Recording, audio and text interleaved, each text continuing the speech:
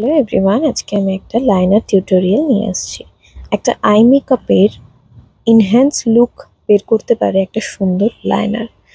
আমি লাইনার বেশিরভাগ সময় ইউজ করি জেল লাইনার, বা যেটাকে তোমরা পমেন্ট বলতে পারো, জেল পমেন্ট।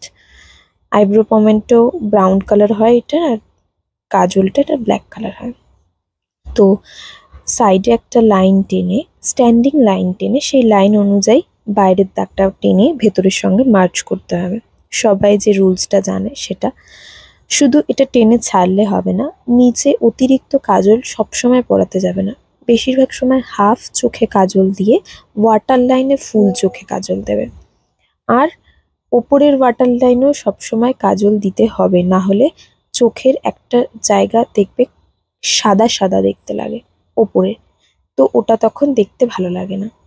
তো নিচের ভালো কাজলটাকে ভালো করে উপরের কাজলের সঙ্গে মার্চ করে, বা লাইনার, জেল লাইনার, আমি কাজলও জেল লাইনার দিয়ে পরিয়েছি, মার্চ করে সাইডটা দেখবে একটা আলাদা ফিনিশিং দেয়, দেখে বুঝতেই পারছো।